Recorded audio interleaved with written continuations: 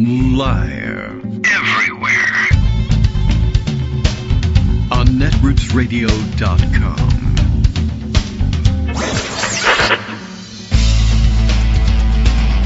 David Waldman. Kagro. In the morning. Now, here's David Waldman. Hey, good morning, everybody. How you doing? It's Friday. Oh, no. It actually used to be, woohoo, it's Friday. Now it's, oh, no, it's Friday. News cycle, has gotten crazy these past 6 months or so. And weekends are no longer any sort of respite. This is usually when the craziest stuff comes out. And it coincides with, an artificially created craziness period in the news. I don't know what do they have a name for it this time? Last time around, the Trump people started calling the tariff release, the tariff schedule release, which isn't a schedule, and, weren't legally binding tariffs or whatever, and called it Liberation Day. And then they tacoed out of all of the tariffs. So we're going to give them a couple more months to negotiate a deal. And then he didn't negotiate anything. And then he started announcing that he had deals, and then everybody who he had deals with said, we don't have a deal with that guy. Happened again, as a matter of fact, just this morning, and I think I'll have to go around and see if I can't find that one from this morning. It was not that long ago. South Korea, right. Reuters reporting, I just happened to see on Blue Sky. I'll go over and I'll open the article so you can get the link in Scott's summary later on and get a new, read the whole thing for yourself. South Korea says it has no written pact on U.S. trade deal. That reported by Reuters, and I guess some local reporters chiming in on that one, Ji-hoon Lee and Hyunju Jin. And that's my best guess at the anglicized versions of their names. Reporting out of Seoul and pointing out there is no written agreement yet on a trade deal between South Korea and the United States announced by President Donald Trump this week, the Asian nation's trade minister said on Friday. And, of course, their Friday started a little earlier than ours, so they had time to put it in the paper. The U.S. tariff on South Korean imports will be, anybody want to guess? I should have some sort of sound effect, a drum roll or a wheel spinning or something like that. 15%. They landed on the 15% number. I mean, when we say that, realize that what we're saying is Donald Trump said in a social media post or something like it that, well, that's it. That's the tariff rate. That's not a tariff rate that the Koreans have agreed to. It's not a tariff rate that Congress has adopted. It's not a tariff rate that the Commerce Department is necessarily getting ready to enforce. In fact, I reiterate my belief that hardly any of the tariffs that have been in place this whole time have actually been enforced, because I think it's still the case that customs officials just don't know what to collect, don't want to collect anything. People who are importing things are saying, come on, there's no paper on this, there's nothing official in the Federal Register that says that this is the tariff on these products. It's just an old crazy lunatic tweeting things. I'm not paying. And mostly they say, all right. And in the meantime, Trump nonetheless runs around and says, we've been collecting billions and billions, hundreds of billions of dollars are pouring into our country from our tariffs. And it may not be true. Like, it might be zero. Anyway. But besides that, of course, the delayed impact on the economy, which has people saying, I thought you said prices were going to go up. And of course, I said to that, have you not seen prices go up? They have, not necessarily because of tariffs, but they've certainly been rising. And you hope that that'll mean a less drastic increase if tariffs are ever actually finally imposed on these imports, because they've been gradually ratcheting up the price. But that's not the way American businesses tend to work. But, we've talked about this before with Greg. All of this stuff has landed already. People made huge pushes to purchase before what they thought, in the olden days when the government said that tariffs were going up, you believed it because they did things correctly and did the paperwork necessary to make it happen. So you would adjust your business practices accordingly. You grumble about it. It's bad. It's bad for business, bad for the economy, but quick, buy up as much as you can because, the government is at least reasonable about it, right? They'll just say, well, this stuff landed or was shipped before we, raised the flag on the deadline for the tariff. So you're good. You get to sneak by. and that there would be a month or so where stuff was still at sea waiting to land that sneaks in under the old rate, and people were stockpiling it and doing everything they could to delay the financial impact of the tariffs if they even landed.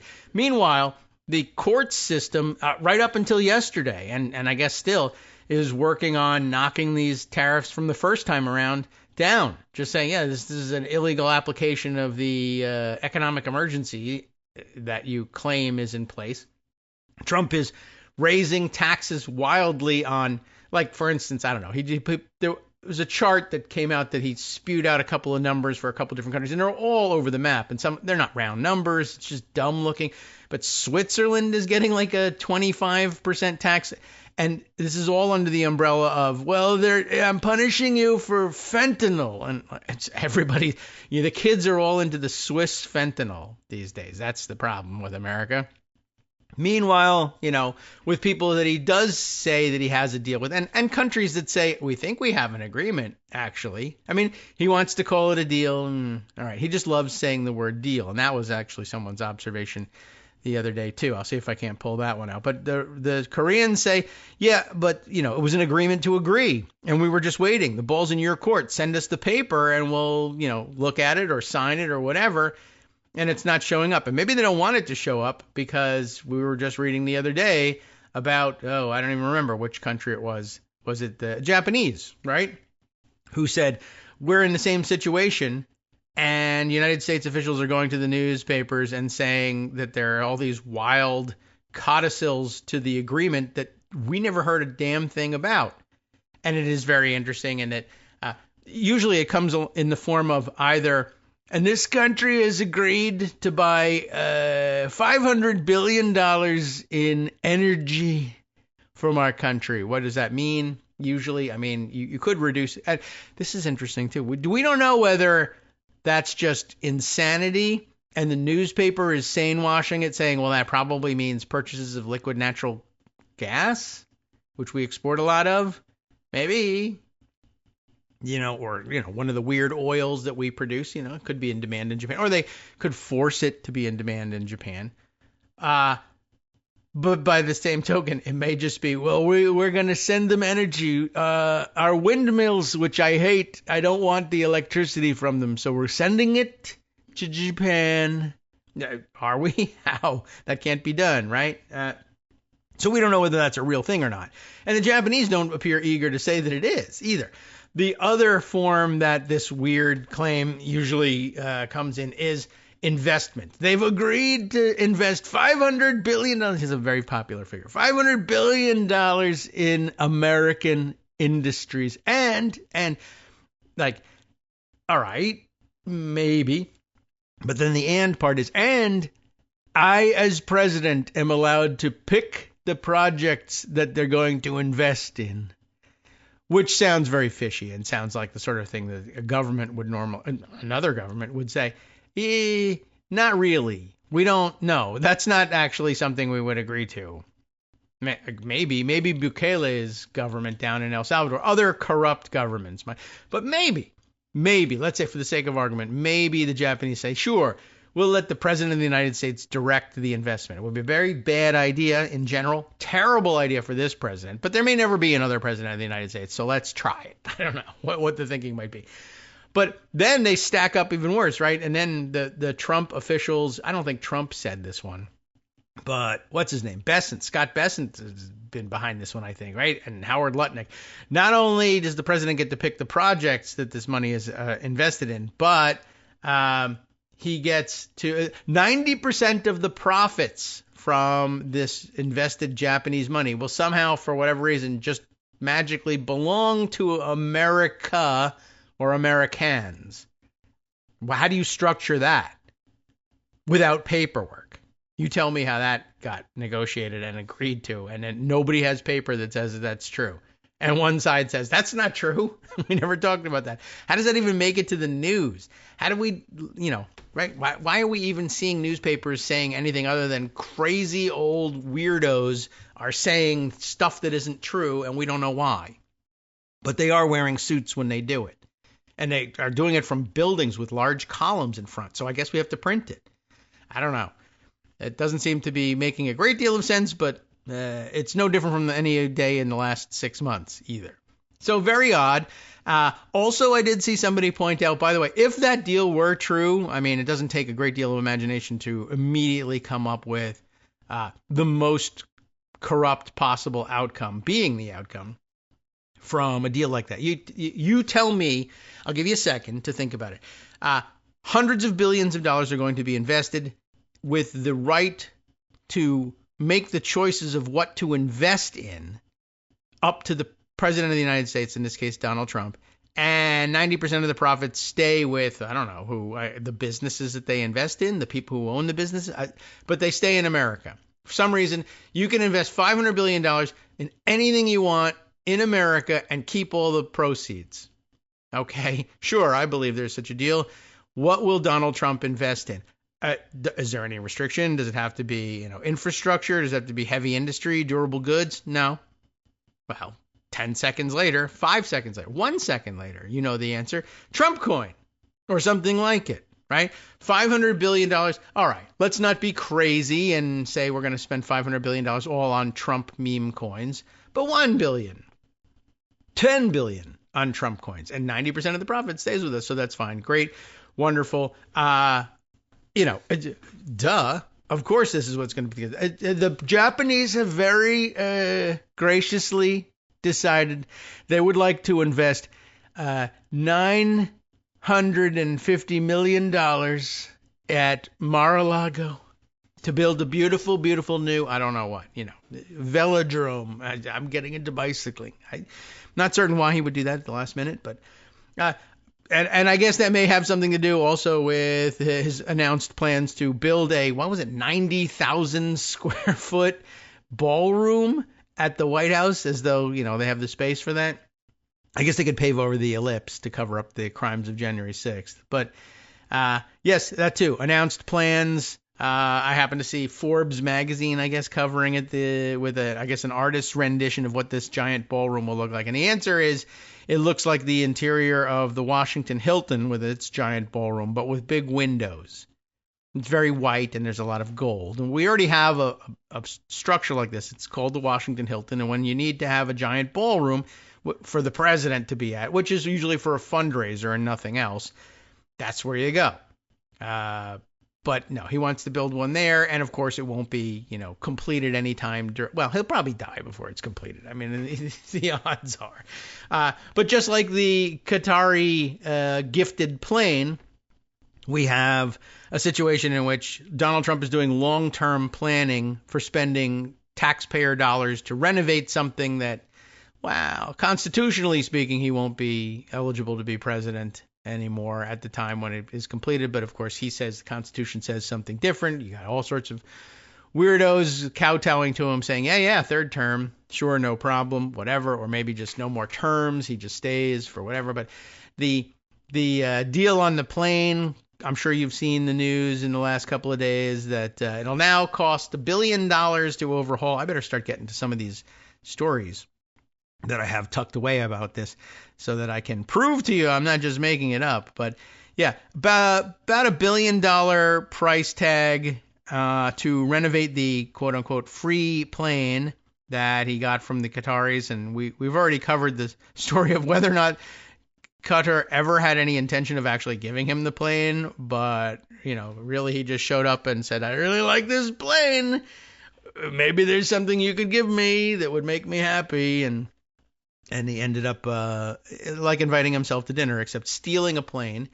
And don't worry about it. It's free. We just have to renovate it in order to make it usable as an Air Force One. And guess what? The New York Times covered it the other day. Let me go and grab their article so that I at least have it open.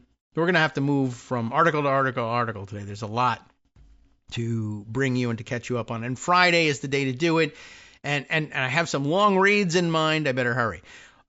New York Times reported the other day, what will it cost to renovate the, quote, free Air Force One? Don't ask. Well, too bad. That's what we do here.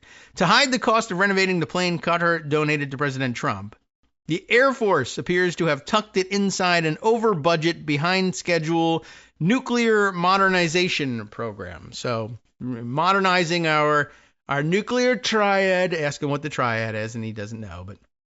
But I guess the Air Force portion of the triad anyway. Okay, so a very expensive nuclear modernization program in which they said, it's such a big program, can't we divert $1 billion of those dollars to renovate this stupid plane and have most people not be able to see it? And also because it's a nuclear program, it's restricted access to, what happened to the money. It's all classified. Good plan if you're interested in stealing money. And of course, the upshot of this is the renovation would not be done before the end of this term of office, or at least not very much before then. And then, of course, he says, well, then as soon as you're done paying at taxpayer expense this $1 billion stolen from our national defenses to renovate this plane, I'm taking it with me personally. It becomes my personal gift. It goes to my presidential library, which A, will never be built, and B, has no books. And so, what's the point? But that's the plan. Have the taxpayers renovate it and then steal it. Leave office and take the curtains with you. So I did see that Chris Murphy, I think, said the other day, I got to get myself a note on that one too. Chris Murphy talking on Blue Sky, I think, about how he offered an amendment to, I forget what bill they were dealing with in the Senate, and he offered an amendment not to refuse acceptance of the plane, although that would have been a good one, but rather we can't let Trump take it with him after it's renovated. You can't spend $1 billion of nuclear defense money renovating this plane and just let him just take it. I don't care what the agreement, if any, exists between us and Qatar says. It's stupid and illegal. I mean, if he writes down and they sign, what does Qatar care if they sign a document that says, and this now makes it legal for Donald Trump to take $1 billion in gold from Fort Knox because it's a fort and I'm the commander in chief. Qatar could sign that all day long. Does it mean anything? It shouldn't mean anything here in the United States. But again, we're worried. He did have a suit on when he wrote this. I guess we have to accept it. Murphy offered an amendment that says, at a minimum, you want to renovate, you want to keep the plane, fine. Accept the plane, fine. Renovate the plane at government expense, fine. Use money diverted from our national defense to do it, fine. Just you can't then turn around and give it away to anybody, much less Donald Trump. Anyway, amendment defeated along party lines. What was it, like 15-14 maybe in the finance? I don't know. I have to go and find it to give you the vote totals. But it was very close and a party line vote. And no Republicans would vote for the proposition for keeping Trump from stealing this plane. It was really rather remarkable. So, yeah. Anyway, David Sanger and Eric Schmidt wrote the piece that I referred to before from the New York Times. I think we can get away without reading it, but I'll give you the head, in the first couple of articles here. Trump makes no secret of his displeasure. They compare this to the cost of renovating the Federal Reserve headquarters, around $2.5 billion, or even higher by the president's accounting. Fake accounting, it was incorrect. But getting the White House to discuss another of Washington's expensive renovation projects, the cost of refurbishing a, quote, free Air Force One from Qatar, is quite another matter. Officially and conveniently, the price tag has been classified, but even by Washington standards, where black budgets are often used as an excuse to avoid revealing the cost of outdated spy satellites and lavish end-of-year parties even, the techniques being used to hide the cost of Mr. Trump's pet project are inventive, which may explain why no one wants to discuss a mysterious $934 million transfer of funds from one of the Pentagon's most over-budget, out-of-control projects, the modernization of America's aging ground-based nuclear missiles. How do you like that? And, there's more, but you get the idea. That's, I think, the essentials necessary for this story. Can I find the Chris Murphy thing? I might have to go looking for that during a break. And now I've already forgotten, while I was reading you the story of the trade deals, what I wanted to get back to, other than to point out, yes, the U.S. Court of International Trade striking down all of these tariffs. Trump announced yesterday, along with the announcement that a reminder, I guess. It wasn't really a surprise announcement that August 1st would be, this is the end of the pause on the Liberation Day tariffs. Canada is getting an extra 10%. They were being hit with 25% markups, tariffs on their goods, and he's upping it to 35%. Maybe, or also maybe not. Well, we'll see. Starting whenever somebody sues and wins or loses their case, we'll find out whether or not there's a tariff with our largest trading partner with whom we share a 3,000 mile long border. No pressure. Anyway, oh yes, and about the ballroom, that Forbes magazine published rendering. I don't think Forbes did it. I just wanted to point out for the former scouts would have noticed this, or former scout parents probably, as I am, would have noticed this in the rendering. They have the beautiful white and gold, gorgeous ballroom, and there's a little speakers podium set up. Yes, a podium. It may also have had a lectern on it. I'm not sure. But, in the rendering, and they put the U.S. flag and the presidential seal flag up there next to the stage. And I just wanted to point out, leave it to Trump to screw this up. He's got the flags backwards. He didn't draw the thing, I know. But anyway, the flags are backwards. The flag should be stage right. The U.S. flag should be stage right. They've got it stage left. I don't know that they were trying to convey any kind of a message or anything, but the message received is, oh, I love the flag. I hug the flag. I fondle and touch the flag. Like Jeffrey Epstein, I like my flags young. 13 stripes on this flag, signifying nothing in particular, I'm sure. But, still knows nothing about the flag code. Why would he? I have people for that. Anyway, just pointing that out. All right. On to some other things. I mentioned, now we're late in the first segment, so I won't start the long read yet. We'll scroll through the other things I tucked away. There are many stories that we should be touching on. And why don't I read this one? I spent a little bit of time yesterday talking about Jeff Bezos and his wrecking the Washington Post. I talked a little bit more about it on Blue Sky last night, mostly along the same lines. But, reminding everybody that it's nothing to him to waste the Post. I'm sure, though, he doesn't want to waste the Post, but I do think maybe it's become more of a headache to own for him because of Donald Trump. He had, I'm sure, designs on what he was going to do with the Post. Nice prestige property. Maybe it would promote his stuff or promote his interests generally, cover for him. He's obviously, anybody that wealthy is entwined with the operations of the government. So, good idea to own the Washington Post, even if you're not being heavy-handed with it. But the Trump era has complicated that. Trump hates the Post now because Bezos owns the Post and big-time government contractor, Amazon Web Services and other things. He's got to toe the line, or Trump threatens his big businesses, core businesses that make him the most money. So, fine. And I was pointing out, you're wealthy enough, you could just rid yourself of the headache, get rid of the paper. But now, he originally probably bought it with a vision of what he wanted to do with it, and now it has become crap. Well, the thing I have to do with it is do with it what Donald Trump wants done with it. Otherwise, my other businesses suffer. And selling it off or giving it away might not even solve the problem. He may still find himself under pressure from Trump, who would just extort money from AWS instead. Anyway, a counterpoint offered by some of the commenters to last night's thread about this from Josh Marshall at Talking Points Memo. This is a good point. Like I said, he could just dump the thing, right? Because it's pocket change to him, and it really is. But this is a good observation, I think so, and it might fit in the amount of time that we have left.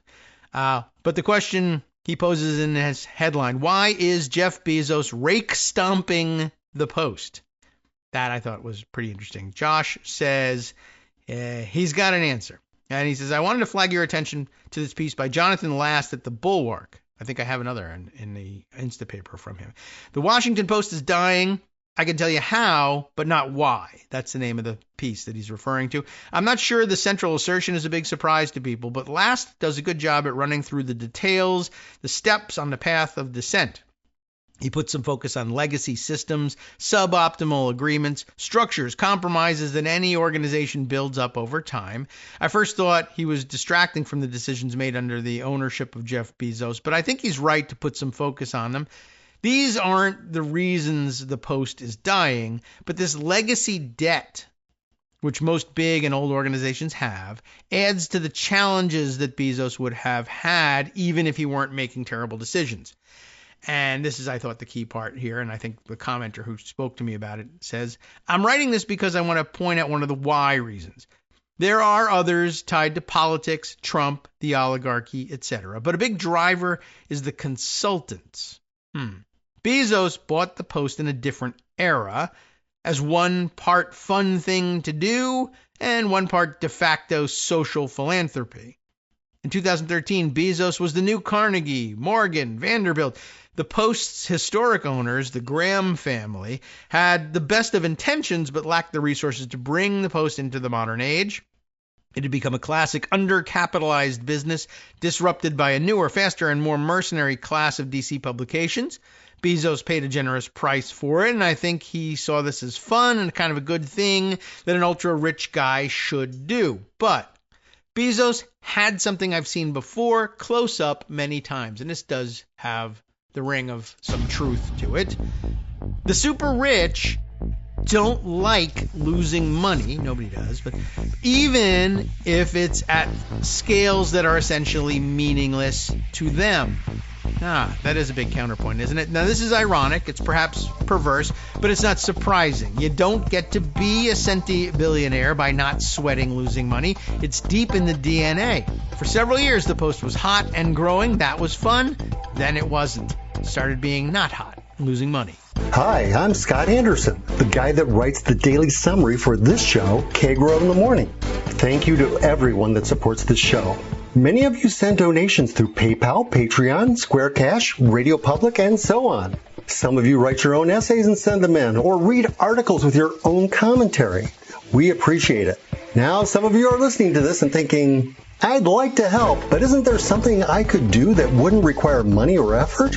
Why, yes, there is. You can just like us. On Daily Kos, they call it the recommend button. YouTube has a thumbs up. There are hearts and likes and love buttons. Tap our love button. Tap our love button every day. Share our shows and summaries on Facebook and Twitter, YouTube and iTunes, Stitcher and Amazon. Most of these places allow you to write a review, so a sentence or two would be great. Recommend us to social media, or tell your friends to listen to the show. You aren't just helping us, you're helping them find their new favorite thing to listen to. You could change the world. So thank you in advance from me and everybody else in the world. All right, welcome back now to the Kagro in the Morning Show here on Netroots Radio. Continue moving with some pace and purpose here. But do we want to read the rest of this one? I don't think it's overly long from Josh Marshall, but I thought that was a good reminder. Even though $250 million is nothing to Jeff Bezos, and I mean, it really is nothing. That was the point of pointing out he spent twice as much on his boat, so whatever. But anyway, and somebody else pointed out to me that I think 65% of the purchase price of the Washington Post is what he spent on his wedding just the other day, which is interesting just in terms of the ordering of if the dollar figure is the order of importance. Seems a little bit weird. Like maybe, I don't know, was his wife going to be angry that he spent $500 million on his boat, $250 million on the Post, and let's say 125. What's the figure it would be on the wedding? And I don't know. Somebody must have reported the figures on the wedding, and then derived the percentage backwards. But I guess it gets to a point where I literally cannot spend more on this wedding. I bought everything there is to buy and rented everything there is to rent. I don't know what else to do. Wedding is going to be difficult to outpace a yacht or a going paper of record, whatever. But yes, Marshall's point here, and I think the commenter's point was. And ordinarily I would look up who the commenter was, but God, I got like 500,000 answers to this. It's a very hot topic, the Bezos wrecking of the Post. But point well taken here that probably there's no real reason to believe that he ever got over his aversion to losing money. And I think that is, at minimum, is truthy enough to consider as a counterpoint, right? So it was, that instinct is deep in his DNA. I can believe that. For several years, the Post was, right, like as we said, hot and growing. That was fun. Then it wasn't. It started not being hot and losing money. And Bezos decided he'd had enough, although I really think the politics was the driver of this. This is another explanation that I think sits safely alongside the assertion we put forward yesterday and today.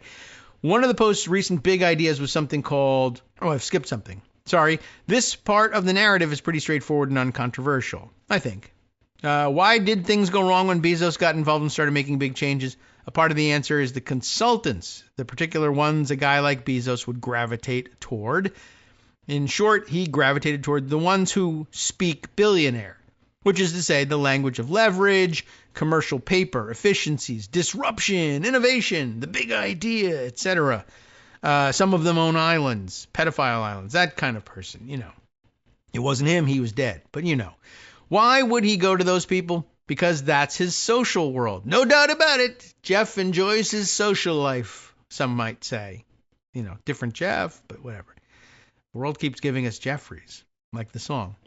To the extent Bezos has peers, they live in that world, work with those consultants, think in that way. It all makes sense.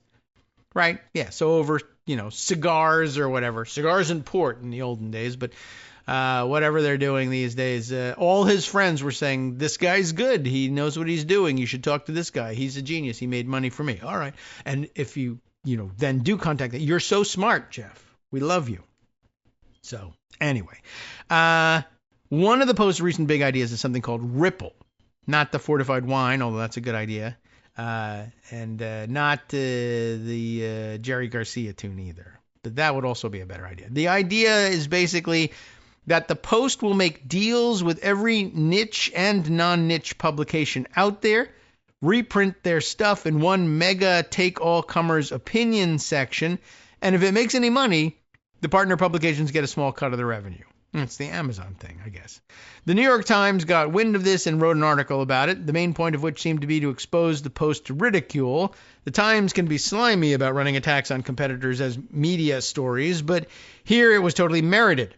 At some point earlier, I heard that we'd been contacted, TPM, I guess, contacted by Ripple. Notably, we weren't even contacted by someone at the Post, but by some consultant working for the Post. We politely laughed at them and said no. It's not polite to laugh at them, but I get your point. I won't belabor the point. Oh, good. But this is not an idea you'd come up with if you'd been paying attention to anything happening in the news business for the last decade. The media world today, certainly in digital media, is about strong brands that can sustain paid subscriptions. Paid subscriptions, everybody. Either at mass, I'm trying for mass, or niche level. And good, we've got at least some niche going here. For the Post, Ripple is brand damaging. For any viable publisher the Post might contract with, that publisher probably doesn't want to be associated with the Post anyway. It cuts against virtually everyone's business strategy. There's also no money in the whole concept. It's a model that was viable a decade ago, or maybe 15 years ago, right? We'll publish you. You'll be paid in exposure, they used to say. But changes in the ad and search economies killed its logic. The players in that space are half-dead zombie brands like MSN and Yahoo. Yikes. The Post also had the idea of the third newsroom. So, like, there's a news desk and there's an opinion desk, and then there's this other thing. The third thing. Like Third Way, there was just no room for it. But, how many have you got? 2. This one's the third one. As best I could tell, this third thing was basically cool stuff that people will actually want to read or watch, since no one wants to read hard news and opinion spurs controversy. Note that those last 2 assumptions are valid to a degree, but they're not assumptions that are very helpful if what you're trying to do is figure out a viable business model in the news business. Earlier this week, the Post announced they were scrapping the whole idea, seemingly before it had gotten off the drawing board. A lot of things happening like that at Meta. So a year's worth of time thinking about a dumb idea leading to tossing the whole idea in the trash. Oh, well. But, they hate losing money. But they do it, right? You get ideas like this from consultants who speak billionaire and mostly aren't actually rooted in any meaningful way in the news business. And here I don't mean journalism in all the touchy-feely and important meanings of the term. I mean the more brass tacks reality of the news business, which is different from journalism, while also being the substrate, what do we say? If it's just substrate, substrate journalism? Okay, well, now I've lost the track of the sentence. But he means the more brass tacks reality of the news business, different from journalism, while also, I guess, the fact that it underlies the business and requires it for its existence. I know this, he says, because I've been dealing in various ways with these people for more than 20 years. They have these ideas because, like Bezos, they are heavily plugged into the tech business. Its assumptions, its business models, etc. Critically, they are hyper-focused on scale and efficiencies, two things which can be positives but are mostly neither here nor there in terms of the challenges facing most news publications. Obviously, you want to use your cash as efficiently as possible, but marginal efficiency gains aren't why news publications live or die. What's happening at the Post now, I'm surprised more people haven't drawn the comparison, is sort of comparable to the phantasmagoria, of rake stomps, which took place at the New Republic after Facebook billionaire Chris Hughes purchased it in 2012. I missed the entire episode, though. There, too, there was similar trajectory of first wanting to support and cultivate a historic media jewel, followed by getting cranky and fidgety, deciding he didn't like losing money, bringing in billionaire-speaking tech consultants and executives, having everyone quit, and continuing for a couple years of clown show inferno before Hughes sold TNR to someone else. Since these owners are pretty much always faced on the other side by often storied journalists saying they're destroying something of great value, you might think that I assume those folks know the right strategy. They don't. Certainly not as a group. My sympathies are always with those folks, but that doesn't mean they have any clearer idea of how to build a sustainable business, or for that matter, what people are interested in reading. The journalists want to be treated well and do what they understand to be good journalism. Those are the important goals, and ones that can fit with a vibrant business model, but in themselves, they don't provide a clear guide how to build one. This is getting longer than I thought here, but we're almost done, and this is insightful and maybe helpful. I know this is sounding like an everyone is stupid but me piece, and well, at least it's not only that. Running a successful digital media operation is really, really hard. Most of our ideas about how journalism is supposed to work in business terms are the product of specific technological and business factors that were undone at the turn of the century.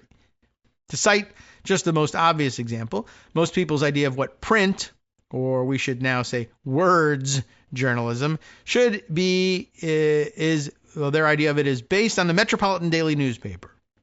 But that existed because for quite a few decades, one or two companies in a very capital-intensive business could have a de facto monopoly over most commercial speech in a major metropolitan area. That was a lucrative and stable business to be in.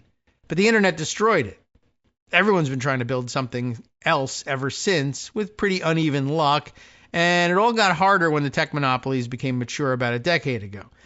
Bezos got antsy about his money losing business. He's also reacting to the political needs of his other businesses, a big factor I'm not addressing in this post. That's where I came in. And he's defaulting to what was probably the biggest error of the first 2 decades of the 21st century on the business side of the journalism business, the idea that the dynamics, business concepts, and mores of the tech world were applicable to the news business. That's probably, I would add, no wiser assumption than the idea that the Zoran Mamdani campaign can be transplanted elsewhere verbatim and work. It's a bit of a unicorn, but a good one. You still have to figure out what to do in New York, right? Don't sneeze at that. Anyway, those concepts, mores, etc., mostly not applicable. And here we mean not the media business, to which there is some application, but the news business. And again, that's not the same thing.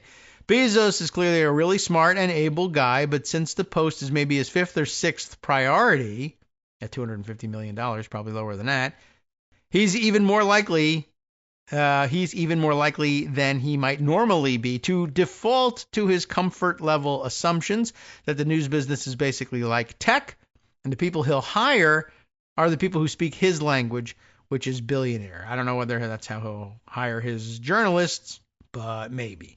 Anyway, a good point and a good counterpoint to the idea that, well, he could afford to just, toss the whole thing. Why doesn't he do it? And the answer is, I guess his ego won't let him. And I can fix anything. And I'll lose $20 billion trying to fix a $250 million problem before I give up and walk away. And that's a very strong likelihood. That's very billionaire-ish, I guess, and ought to be considered. We'll keep it in the back of our minds. All right. Now, a million other things I wanted to get to. Oh, and I was reminded, I guess reading Josh Marshall reminded me of this too, right? Back to the ballroom thing and the Qatari plane thing. These are how all this stupid stuff gets connected in my mind, right? I saw Josh Marshall yesterday, post on Blue Sky about this story about the ballroom when it came out.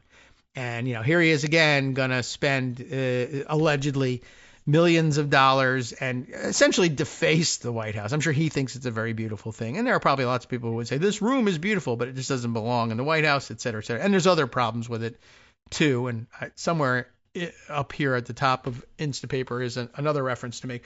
But it occurred to me, I commented on Josh's post on Blue Sky, and he seemed to enjoy it too, get a laugh out of it. But I was like, listen, at this point we have to be grateful that Trump isn't saying that he'll somehow take the ballroom with him to his presidential library when he's done building it. Like, he might really believe in that too. But this he'll at least leave behind, as disastrous as it is. Now, who said what about this thing? Somebody said, I got to scroll back and see if I can. Is this it? Seems likely. Yes, Andy Craig's comment on the ballroom thing. And I think this is kind of a quick hit, too, so then we can move on to some of the other stuff. Pointing out, to the extent that, law means anything. And it doesn't. And that, too, is also, covered in 5 articles in today's Instapaper collection. Andy Craig, familiar on Blue Sky, lots of followers, 44,000 in fact. Election law and policy, liberalism and democracy, and occasional pugs is what he's got in the profile. But, probably most of you are familiar with him, but I'm just terrible with names that way.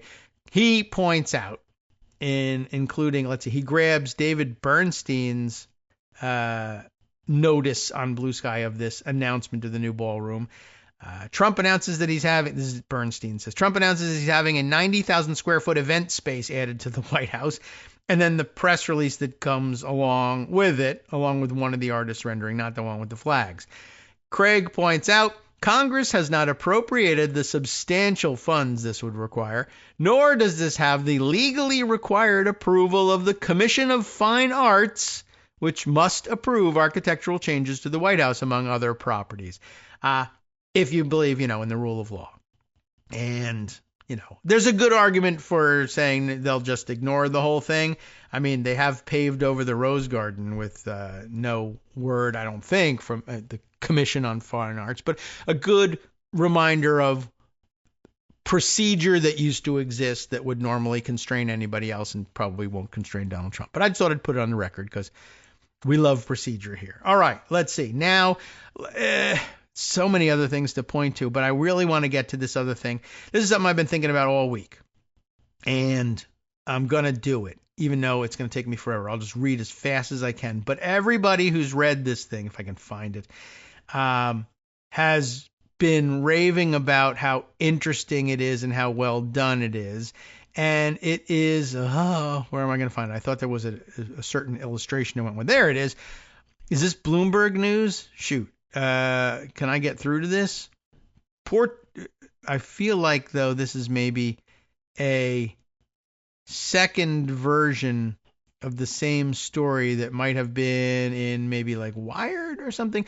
But let me open it up and see if this is the one I was thinking of, and indeed whether or not I can access it. Because it'd be a shame if I couldn't. Bloomberg News has, and I maybe might have gotten a gift link to it at some point, and maybe they uncovered the access to it. So, all right, this is a piece from Business Week, a Bloomberg publication, called Doge Pilled. Of course, we called it Dodgy, but you remember that whole thing back when Elon Musk something, and maybe is still involved in government, but Doge Pilled, and you all, the online of you, know the pilled suffix. It's the sort of the Generation Z's gate, essentially. They append it to everything. But, Doge Pilled. And if you don't know, basically it's just, if you're in on the insider secret, it comes from the Matrix.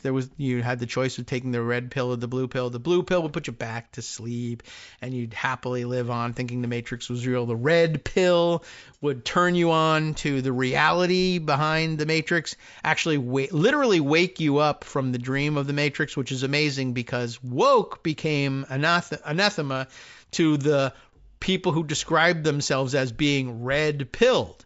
In their view, waking up to the reality of the conservative and perhaps ultra-conservative right-wing lunatic and maybe even MAGA or QAnon version of the world was the thing you really would wake up to. Which is, I guess it's odd. Again, they were awakened, but your woke is terrible. Anyway, this is a profile of one of the Dodgy boys, whose name we definitely called out during the initial phases of that whole fiasco in the first 6 months, Luke Farritor. And it's said to be quite interesting and revealing, so let's take a look. Luke Farritor could have been an artist, like Hitler, or a builder, like Trump, or someone dedicated to seeing a great historical mystery through. I don't know. Instead, he wound up at the Department of Government Efficiency, slashing, dismantling, undoing, by Susan Burfield, Margie Murphy, and Jason Leopold. Okay, right, Jason I recognize. And wow, we're going to have to race through it, or we're going to have to make some strategic decisions about where to stop. Before he was called a patriot and a traitor for following Elon Musk to Washington to join Dodgy, before he was hired by the U.S. government, despite a resume that would have been previously rejected, important, lots of kids finding that to be the case, before he was granted extensive access to sensitive data and invited to brief the country's vice president, before he met his Twitter heroes in Silicon Valley, before he became a Thiel Fellow, Peter, which required him to become a college dropout, by the way. Good foundation. Excellent. What a fellowship. Before he was celebrated internationally for using AI to help detect passages in a scroll charred by the eruption of Mount Vesuvius. That's like his actual one most brilliant thing. Anyway, before all of that, Luke Farritor, only now, 23 years old. But before that, Luke was a homeschooled kid in Lincoln, Nebraska, who called himself Luke the Coder 64. Wow. Back then, he responded to the prompt, "You know you're a nerd when," with, "You listen to White and Nerdy by Weird Al and think it's a biography of you." The Martian was one of his favorite books. I like the movie. He was a bell ringer at church. That's nice. He played piano and golf, chess, and Kerbal Space Program. Someone will have to tell me what that is. During his high school summers, he helped build an app that could link those in need to local charities. It's still in use. Good stuff. Back then, his father introduced him to an artist, Charlie Friedman, who wanted to create a musical installation that people could move through, hearing different notes at different times, an experience individual and communal. I've always been interested in how humans are easily manipulated by power, by bright lights, Friedman says. He needed someone who could code and build and commit to a project that was then a concept. Farritor was around 15 when he began working with Friedman, and 19 when they first exhibited Soundtracks for the Present Future, composed of 59 hanging, computer-controlled guitars and mandolins at a contemporary arts center in Omaha. I would credit that as another fantastic achievement, by the way, along with the scroll. Farritor called it magical. It was featured on public television in Nebraska and traveled to museums around the country. Friedman always referred to Farritor as the exhibition engineer. Being around artists, and by the way, that was very far-sighted of his dad to say, somebody who's this technically adept, I want to expose him, or I'd like him to use his technological prowess in the arts. That's really something. This kid was really plummeted, unfortunately. But I think this article explains how. Being around artists allowed Farritor to see how they approach their careers, how they approach their lives, he said in a university news story. It really rubbed off on me, I think. He's considered becoming an artist. He started to create what he called an exploding toaster. He was devising some things that he thought were kind of art pieces, Friedman says. But at 21, after 7 months as an intern at Musk's SpaceX Starbase in Texas, he told Friedman he thought of himself differently. I realized what I love to do is to solve other people's problems. Still not bad, right? Okay, now I think I'm hitting the wall in terms of what I'm able to see in the this version of it. And I'll skip over to Instapaper, I guess, to continue on. Hey, don't forget to subscribe to Business Week, I guess. But subscribe to us, and I do have some other announcements to make on that front, I think. But then we'll be able to, I don't know if I would pay for Bloomberg, but it could be. Anyway, here's some pictures of that art installation from the music. That seems pretty cool. Let's see. So Farritor was an inquisitive, uncommonly talented, and sometimes obsessive young man. He had opportunities. He had people who cared about him, and those people had ideas of what he might achieve. Their ideas had nothing to do with Washington. Maybe Farritor didn't know that his decision to help the man he so admired try to slash government spending would mean disappearing from his own life, working secretively but appearing in court documents, that it would mean disappointing and angering some and thrilling others, that in trying to solve one problem, he would play a part in creating chaos and distress and fear. Although, good life lesson, you can't, solve one problem without creating another. That's just generally true. You just got to manage them all. Those he knew would not always be spared. His community in Lincoln would be cleaved. Maybe some in his hometown say he didn't know there would be consequences. And at 23, maybe you don't. Luke Farritor is the eldest of 4 children, raised in a modest house with an American flag out front and a workshop in the basement. The family posed there for a photo. It's on his father's Facebook page. Farritor's mother, Tracy Slocum Farritor, is a physician who calls herself a patriot. Lots of people do. She wanted to create an animated show. Okay. Rennie and Beau, about America's history. The conservative radio host and author was a special consultant. Oh, who are we talking about? Is it Beau Greitz that she's talking about? Oh my gosh. It doesn't say. I feel like we've missed something here, though. All right, but I'll continue on. I think America is the greatest nation on earth, and I think it's okay to teach that, she said in a Kickstarter video, I guess, for Rennie and Beau. In 2015, that doesn't mean we think any less of other people or other countries. It's a little different from MAGA. Her campaign fell short. Farritor told friends she was the best person he knew. Of course, why not? Second was his father, Shane Farritor, a mechanical engineering professor at the University of Nebraska in Lincoln, who, for much of his son's childhood, was developing a miniature surgical robot with millions of dollars in federal funding. I'll get rid of that. It was launched on SpaceX's Falcon 9 and tested on the International Space Station last year. In a talk titled Don't Measure, Cut Twice, he said, everyone should make something. Making is a better way of thinking. Well, for you. At the end, he showed photos of his 4 kids doing just that. But Greg has reminded us there's many, many ways of thinking and learning. Lincoln is a university town, the capital of the state, center of the Silicon Prairie. I don't think I've ever heard that. It's open skies, affordable homes, good schools, liberal-leaning politics in Lincoln, I guess, refugee resettlement programs, some 300,000 residents. It's about 5 hours by plane from either coast, and for some, this is an opportunity of geography, a chance to distinguish themselves. Shane Farritor is among them. He grew up in rural Nebraska, left for Stanford University, the Bill and Melinda Gates Foundation. He designed and helped and later fund the Jeffrey S. Rakes School of Computer Science and Management at the university, an honors program with an honor code. The students, their number hovers close to 40 a year now, are called the best and brightest. The university publishes their names. The Nebraska business community takes notice. Posters of the Rakes School's 6 core values hang in the building where the students live and study. Graduates can still recite them. Among the principles, follow through on your commitments. Understand the impact of your words and actions.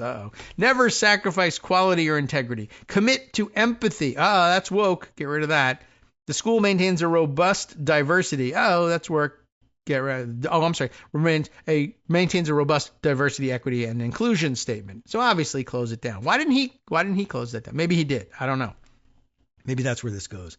Every alum lands a job or a place in a graduate program soon after leaving Rakes, according to the school. For most, being selected for cohort 2020 was an achievement in and of itself. For Luke Farritor, it was the path of least resistance, he told a reporter. It was also close to home.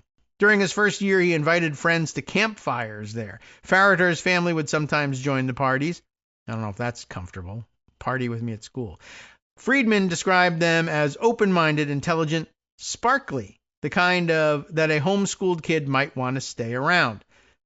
Members of cohort 2020 came to realize that unlike them, Farritor was at Rakes because his parents wanted him to attend. The school was never a priority for Luke, and that was well understood, one classmate said. Unlike them, Farritor challenged professors about assignments and skipped classes, usually to work on that music project or to work on the scrolls. 2 good things, but okay.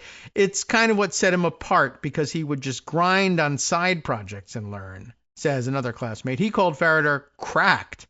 For coders, that's a compliment and probably something to keep in mind in trying to understand that culture. Farritor didn't always invest himself in group projects, for instance. That's what the classmates say. Rakes is supposed to be all about collaboration. The program culminates in a project meant to solve a real problem for a company or organization.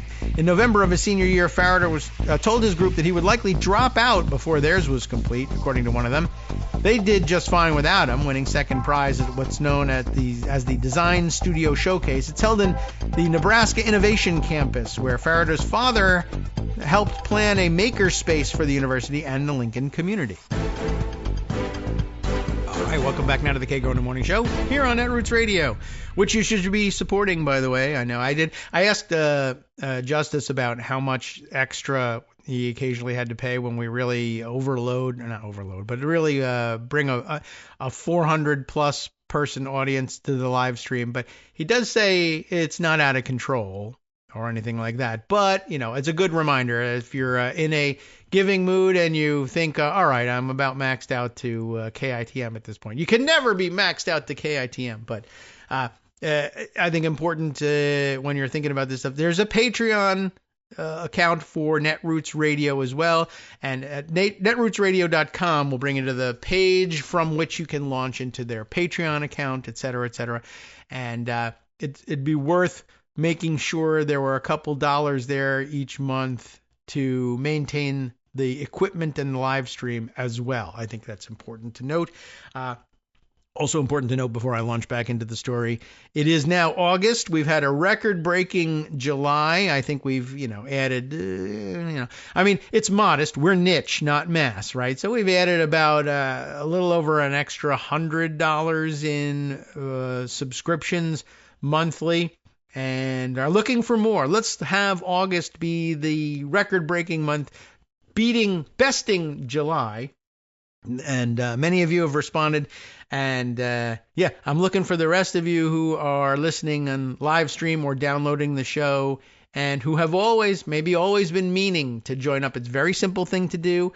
And there are many options for you to do it. Patreon is the one that comes most immediately to mind because it's collecting everybody in one place, and there's notification to me when people join up, and I can call it out, and it's fun, and it's trackable and all that stuff. But if you're one of those people who say, I just can't sign up for anything else that I put my credit card information into, it's just nuts to do that anymore. If you have a PayPal account, we can do things that way too. And it's not just although you can use it for a one-time donation, and plenty of people do that. There's also a page we set up. It's a little clunky and old-fashioned looking, but you can in fact subscribe to a monthly recurring contribution through PayPal if that's the one place you still trust. We also have things set up on the Cash app, which is like from the Square processors, the people who make it possible for the farmers market folks to accept your credit cards using their plug into their iPhones, etc. Right? They run this Cash app. That too, you may already be connected to it anyway because Square is used for so many online transactions and point of sale transactions out there. Apple Pay, et cetera. We could probably even arrange to do that. We could set up a Venmo if you want to do Venmo. We've got Zelle or Zelly connected to bank accounts. We got it all. But for the show specifically, a Cash Me, I think they call it, Cash.me account. Inquire about that if you're interested. PayPal, of course. Patreon. Patreon so far been pretty safe for most people, not really running into many problems with that one. And of course, there's the old-fashioned method, just write a check. And we've eliminated the hassle of having to actually mail the thing. If you can communicate with us in email, and you can, kagrox@gmail.com, we can guide you through the process if you want to just send a check. That's easy enough to do. You want to do it every month? I don't know if you're really up for that. Maybe like others, though, you might say, let's do a year's worth of contributions, 6 months worth of contributions, a one-time donation, whatever it may be. All right. I mentioned yesterday, well, I liked what we were doing. We talk about this stuff live on the air, and by the end of the show, someone has signed up and notification has come through Patreon. But yesterday I only remembered that at like 10:50, whereas the day before I said it earlier in the show, and lo and behold, someone did show up in the middle of the show. Pez was the one who showed up in the middle of the show. So here we are in the middle of the show right now, literally the middle of the show. I'm saying it again. This should happen every single day. I can just, and if you are among those who have responded to that and have already given what you're giving, let me remind you also, everyone will be happy about this one on the production staff. Other free things you can be doing, right? Mess with the algorithms out there. Go out and like every damn show on whether it's published at Patreon, go to the YouTube channel and find us there. And all the things you need to know to find us there are already out there. Kagro X, Kagro in the Morning, etc. Somewhere along the line in ancient days, I made up a YouTube page that I think, I made a Kagro X YouTube page, and somewhere along the line lost passwords, access to it. I don't even know whether it still exists. Maybe it's been hijacked by Russian hackers for all I know. I should probably check into that. One day I needed to just upload something to YouTube on an emergency basis, essentially. And it wouldn't let me into the Kagro X one. So I just created a new page called Just Wanna Upload Stuff. I just want to upload something real quick. And that's what I ended up using because we still couldn't find the Kagro X stuff when I started posting these things to YouTube. So that's a little confusing. But you can absolutely find it by searching Kagro, Kagro X, Kagro in the Morning, etc. And you can subscribe to that page.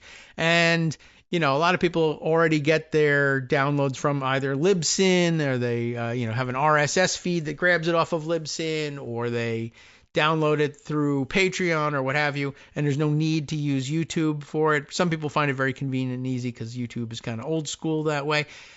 But go ahead, go over there, subscribe to it on YouTube, and ignore it if you want to. But, the more people who are subscribing to it, the more YouTube takes notice of things, and then maybe one day admits us to its very highly prestigious and sought-after monetization procedures. Right now, only Libsyn is the one. Libsyn's the only one willing to allow us to monetize things with ads, which is just fine. But, again, if that annoys you to no end, a paid subscription on Patreon delivers the thing to you at the same time as YouTube and or Libsyn and comes to you ad-free. There's a way to opt out, and it's money, as it is with everything else.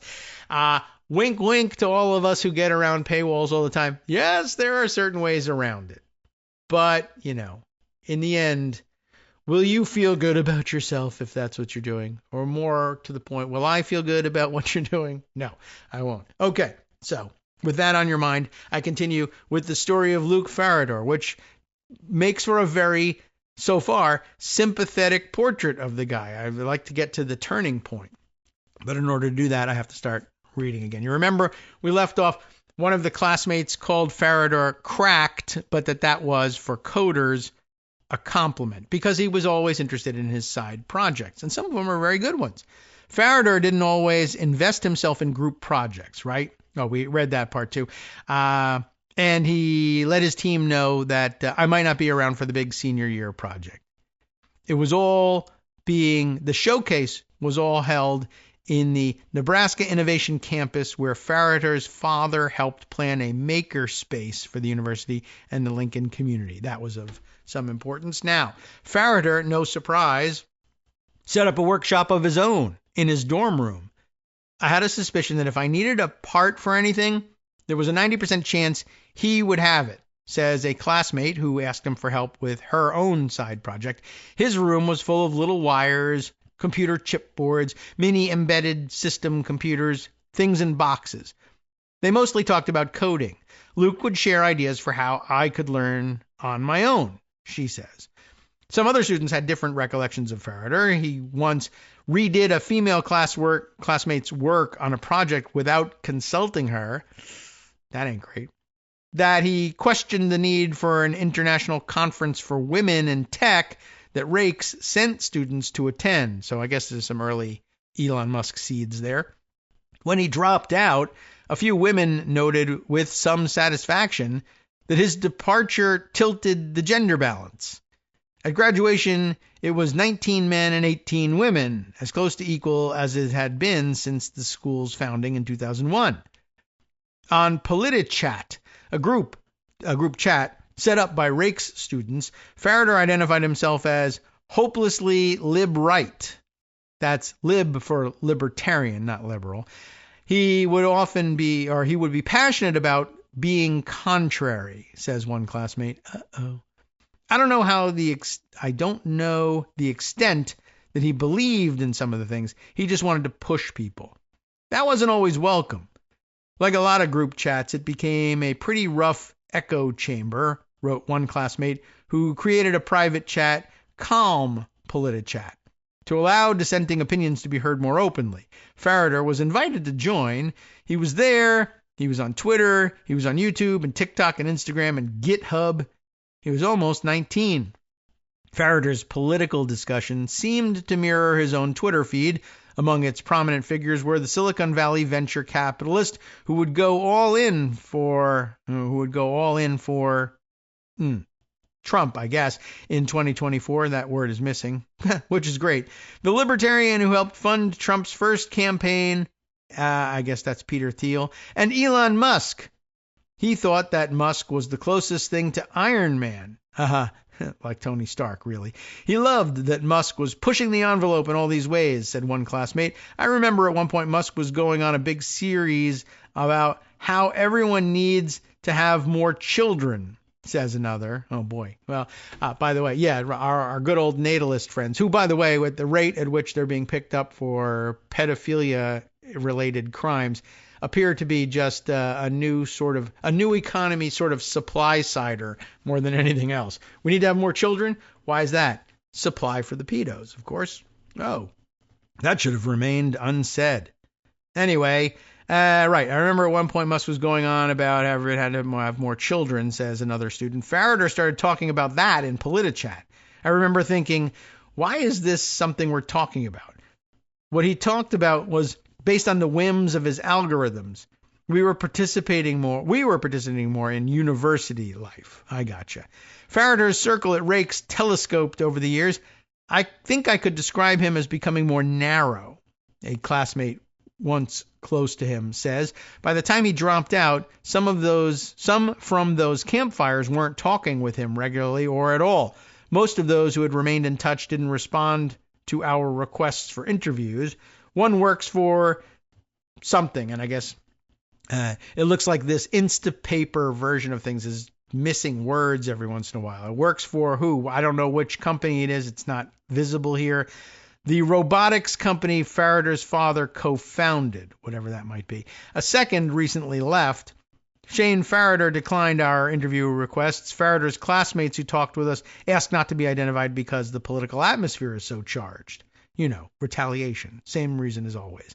Farritor didn't respond to several requests for an interview or answer our written questions, but in early 2024, he did speak with Bloomberg Businessweek for a cover story about the Vesuvius Challenge, a competition to identify letters and words in the ancient scrolls. And right up until the presidential inauguration, he was very much online. We have glimpses of a young man's life refracted over time, his confidence and ambitions appearing here and there, his desire to be noticed, be weird, belong, and be close to his heroes. A video from January 2022, when Farritor was a sophomore. He and Friedman are installing soundtracks at the Everson Museum of Art in Syracuse, New York. Dozens of hanging guitars and mandolins play, what's this? Satyagraha, my best attempt at, and originally an opera by, and again, here something else is missing, and I don't know who. Do we want to bother looking that up just to try to complete that sentence? Well, I don't know. There's a pronunciation guide offered, though. An opera by Philip Glass. Okay. Important American figure and recognizable name for me. Okay. So that's what's playing at the musical installation, but for some reason is missing from this Instapaper version of the Bloomberg piece. Okay. Farritor is lanky, masked, hair flopped over his forehead, glasses, orange sneakers. He walks through the room as if he's conducting. As Cohort 2020 began their junior year, Farritor interviewed for a semester-long internship at SpaceX. They asked me all about the guitar project, he told Friedman. He had to solve a math problem in a matter of days. He barely left his room. Someone visiting Farritor's suite mate saw that Farritor had written calculations all over the mirrors. It could be that the problem demanded that intensity, the classmate says. It's also true that Luke would hyperfixate on a project. Later, when asked on X about his process for projects, Farritor replied, "There is no process. I just think about them nonstop." This is the sort of thing that I guess if you go nowhere, people just say, oh my God, he's actually a lunatic and needs medication. But if you hit it big on something, even if it's just by accident, you're a genius. You know how it goes. When Farritor arrived at Starbase in Texas on January 2023, everyone was preparing for the first test flight of Starship, the world's largest rocket, designed to one day carry people to Mars and also explode, I guess. Farritor was assigned to the Launchpad software team. He later described his work to Businessweek as chaotic in the best way possible.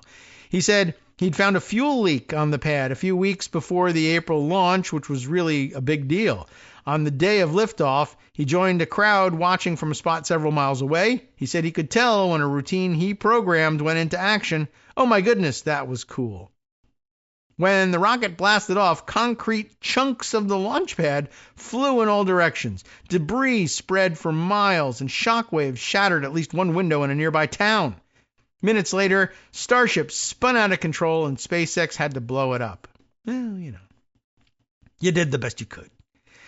One morning in March, while driving to Starbase, Farritor heard former chief executive officer of GitHub. And again, here, you know what? This is interesting. This is becoming a pattern. I wonder whether it's names that are in bold, maybe, that are missing, because it seems like all the names of things are missing. The name of the company, the name of the person. So whoever it is, former chief executive of GitHub, and I wish that wasn't what was missing, because I love being able to say, oh yeah, we know that guy from something else. Oh well, if you know who the former chief executive of GitHub is, well, good for you. You can follow that rabbit hole and let me know.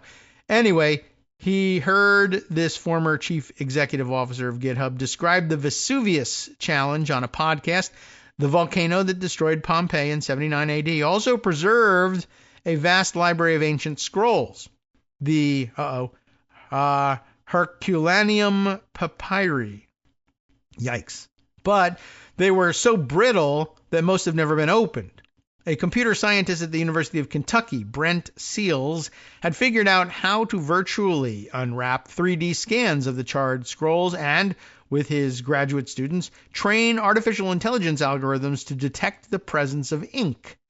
Now they were making those scans and data available and offering prizes to anyone who could extract the first words and passages. I think there's like a 50% chance that someone will encounter this opportunity and get the data and get nerd sniped by it. And we'll solve this in a year, Friedman said. And Farritor was like, oh my goodness, that could be me. I can't wait to be nerd sniped. I get it. He thought to himself, you can win money. You can meet Nat Friedman. You can make an impact on history. All good motivations. Farritor began working with the scans during evenings and weekends, posting his progress on the group's Discord, GitHub, and sometimes on Twitter. So did some 1,500 other people. Businessweek called them a volunteer army of nerds. In mid-October, Farritor accepted the First Letters Prize and a $40,000 check at a press conference at the University of Kentucky. He'd found the word porphyros, I'm guessing, right? Porphyras in English, or purple. It's a funny story, he said. Late one August evening, he was at a friend's birthday party, sitting in a corner. That is funny. He got a text alerting him to the new piece of a scroll to work with and ran his detection algorithm on it. When he checked his phone later, he could make out 3 letters. His reaction? Oh my goodness, holy cow, I just completely freaked out. I almost fell over. I almost cried. He sent a screenshot to JP Posma, who was managing the contest, and to his family. And there it is, the scroll that he's working on. Pictures of it embedded here. Now, is that it? I feel like there's something missing here because we move on to another section here. But, okay, he's excited about the discovery. On stage, Farritor said the next challenge, to identify 4 passages by the end of the year for the grand prize, was absolutely doable. Oh, when he went to get the 40 grand. Before Farritor left Kentucky, a filmmaker in Naples, Italy, interviewed him over Zoom for a documentary about Seals' years-long effort. The Library of Darkness, that's the documentary. Posma said to him, you need to drop out of school, kid. You've got better things to do. Even though he's so close. Anyway, later that month, Farritor traveled to Los Angeles to help Charlie Friedman install soundtracks at Azusa Pacific University. Have I got that right? Afterward, Farritor told Friedman he wasn't going back to Lincoln right away. He was going to stay and meet some people, like Nat Friedman. People who are more in line with what he clearly knows is his future. Farritor attended a Roman dinner, at Nat Friedman's home in the Bay Area. They ate dishes seasoned with garum, a Phoenician sauce Farritor had only read about in history books. He met someone, blanked out again, an economist favored in Silicon Valley.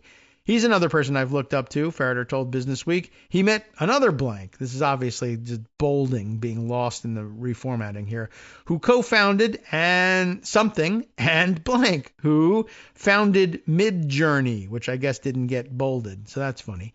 Poor Midjourney. What's cool is I go there and all these people care about me, he said. They asked about Starbase and the scrolls. He said he received a lot of exciting job offers and a lot of great places. It was a really, really magical experience. And I'm sure that was nice. When Farritor spoke to Businessweek in January of 2024, it's winter break at Rakes. He's in his parents' basement, as many kids are. Computers in the background. Family photos on the wall. He knows that along with 2 graduate students in Europe, he's won the Vesuvius Challenge Grand Prize. They had teamed up and will share the $700,000 prize. The announcement will come in early February, and with it, more recognition, more invitations, job offers, and Farritor hopes a place in history. People are going to write Wikipedia pages about this. That's true. That's the measure these days. He also knows he's won a grant from Cowen's Emergent Ventures that he'll use to travel to Europe. Farritor says that when they'd met in California, Cowen, I guess maybe he was the blanked out name from before, was like, kid, you've got to see the world. One of Farritor's sisters will join him. About to fly to Europe. I hope they have Diet Coke, he posts on X. Now that you easily could have found out before you went. Sure they do. Of course they do. First of all, everywhere does. Second of all, that's a rather modest hope. And the answer was Googleable, but I think he was just kidding around. And he knows he's leaving the school and moving to Palo Alto, California.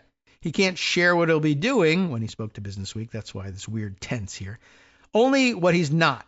That is to say, not working for SpaceX. It's the only big tech company I'd ever want to work for. It's definitively the best company in the world, in my opinion, he says. But he doesn't want to be what he calls another level 2 software engineer working on some very specific subset of the locks. Good for those people, though. I know them and they're great, but I'm not sure that's what I want to do. Farritor gave an exit interview to the University of Nebraska student paper in early March. By then, he could disclose that he would be working for Nat Friedman and Daniel Gross at their venture fund NFDG.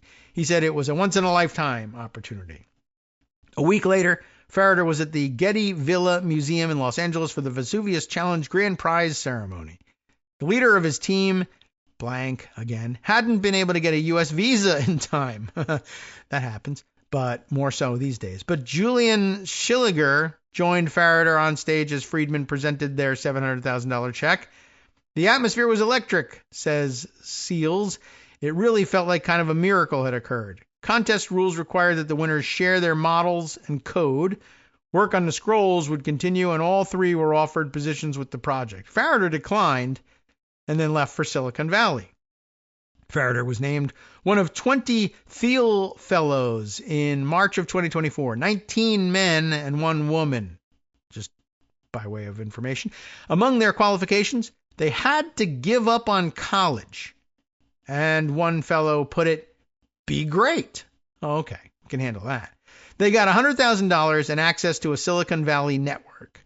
Thiel, who started with Musk and others, is a major shareholder in blank, I don't know what, X, Twitter, Tesla, SpaceX, you tell me.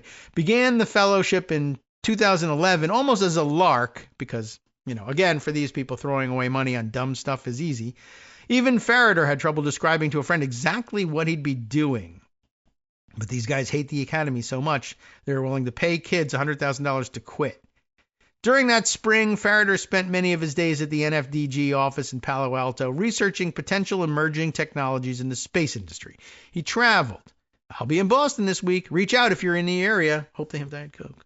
He didn't say that part. He posted on X. He attended his first annual meeting in Omaha to see somebody. Blanked out again. I've never been to one and should go to one while he's still around. I don't know. Is that Warren Buffett maybe, possibly? He made another trip home. The Sandhills of Nebraska is one of my favorite places on earth. Can anybody help me get a tea time? Really? Is that difficult? During a visit to Lincoln over Easter, he stopped by the Rakes School. One classmate recalls him saying how much he enjoyed being in Silicon Valley, where he was around people with similar attitudes. Silicon Valley seemed to return the welcome. Farritor was praised, popular, noticed as one of Nat Friedman's crew, a Thiel Fellow, a grand prize winner. So that's got to be pretty alluring, right? Farritor posted about René Girard, a French philosopher who taught at Stanford and influenced Thiel, oh boy, and apparently blank, something too, I guess. All right. Online, Girard is a potent name, sometimes a meme. Farritor wondered if Girard should be made a saint. He cited Jordan Peterson, hooray, the Canadian psychologist and critic of modern liberal culture. Thank God he'll have a 35% tariff from now on. There are cathedrals everywhere for those with the eyes to see. He recommended books about the discovery of Pluto, the Wright brothers, nanosystems, and anything by Cowen, C-O-W-E-N, right? He favored deregulation. He wrote that it would be faster and cheaper to build a high-speed passenger railway on the moon than in San Jose. He expressed antipathy towards Stanford and NASA. He asked a lot of questions. He tested ideas. He was a 22-year-old in Silicon Valley. He wanted to discover the hypothetical Planet 9. He started an unofficial Discord channel for a Neuralink compression challenge that Musk co-founded. He continued to work with the Scrolls. The Vesuvius challenge is ongoing with more prizes in the offing. Once posting, he'd be live streaming his efforts while delayed at an airport. Don't know if he actually did it. That summer and fall, Farritor got involved with the AI grant program created by Friedman and Gross. They awarded startup founders not money, but mentorship and cloud computing credits. I guess that probably is more meaningful to some folks than to others. During what they called the Founder Days, Farritor sat to the side, taking notes as entrepreneurs practiced their pitches. Keeping an eye on things here so we can get the music started at the right boom moment and then read on. One former classmate said Farritor would rather have been coding. I think he enjoyed the networking part of it, though, and he met a ton of people. As Musk threw money and energy into Trump's run for president, as other smart coders tried to win the next Vesuvius Challenge prize, as his former Rakes classmates started their first jobs, it's possible that Farritor wanted more, those classmates say. His skills were mostly unused, but his promise seemingly untapped. Let's find out a little more after this. Hi everybody, it's me, David Waldman. Yes, the same guy who interrupts you all the time. Interrupting you one more time just to tell you again, another reminder that your contributions are what keep this show on the air, and patreon.com, patreon.com, is still among the easiest ways to make the sustaining subscription donations that keep us afloat. Are you ready for the pep talk about how our Patreon campaign is still going strong and growing? Well, too bad. Yeah, the plain fact is we actually are headed in the wrong direction, and whereas we once had about 175 monthly patrons, we're now actually down below 150. Time to recruit some more. Not exactly the kind of news I wanted to share, but there it is. For those of you in a position to support the show, patreon.com does make it easy to make those secure, recurring monthly contributions to do so. Patreon.com/KagroX gets you straight to our donation page. We've been through a lot together. The worst of the pandemic, we hope. The worst of the insurrection, we hope. So go ahead and treat yourself. You don't need an excuse. Give yourself the gift of a little something you enjoy in life. Support the show. And of course, if you happen to prefer using PayPal or even the Square Cash app, we're up and running on those options too. So thanks again, everyone, for all your support. We couldn't, or at least shouldn't, do it without you. Hope you'll be on board soon too. Thanks for all your support. All right, welcome back now to the Kagro in the Morning Show here on Netroots Radio for this one last segment. I know this is dominating the day's read, but it's a Friday. It's one of those stories that you can only, justify doing on a Friday. There's still lots of things I want to get to, but to connect it back to things that are happening today, just 1 second here before we begin again on this stuff. One, you can see how this kid's worldview is developing. I mean, there's lots of support for him, and that's fantastic. You always want to, nurture potential in people, but you also see how other people who probably should know better are using their power, influence, money, networks, etc., to mold people. I'm sure because they're enormously successful, if you measure that. If you measure success in terms of how much money you've amassed and how much ability you have to make people say, we should listen to this person because he's so genius, whether money is the motivator or not, you start to say dumb things like you see in the movie. Tropes like, I see a lot of myself in this kid. Yeah, well, you might be an interesting figure to yourself, but maybe the world doesn't need more of you. Maybe they need more of some other people. Maybe you should share traits with people, but maybe you don't want to necessarily raise a cadre of people who remind you of you. Also, your own view of yourself is probably distorted. But anyway, I just sort of reading this thing, I'm beginning to get the picture of how a kid who, in fact had tremendous potential and early on found ways of contributing that potential in good, positive, and community-minded ways, eventually, somehow takes the opportunities offered to him by people who make his path easier and for good reason. And it's, there's justification on the surface. Well, I'd solved this tremendous puzzle, which is actually culturally important to millions, to world history. So I got some money. So okay. But on the other hand, I also, I got this money from these people. They introduced me to other people. They introduced me to their weird ideas. And then you end up, as the title says, dodgy pilled.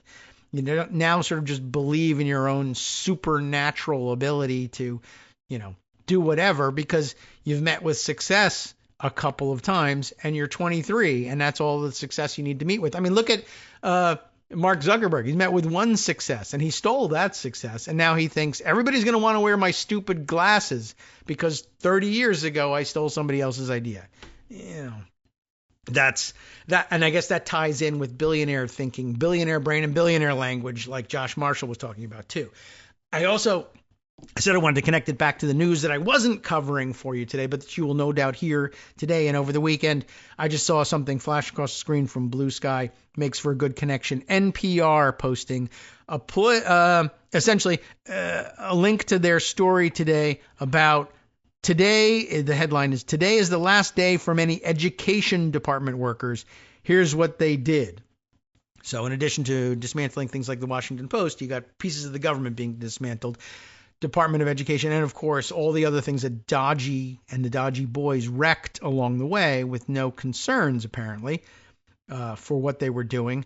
It's happening that a lot of the things were, had like long fuses on them. And so today is the reality hits. Lots of the people that the Dodgy computer boys chopped out of the payment system, who were then reinstated after court orders to some extent, are now on their way out the door for good.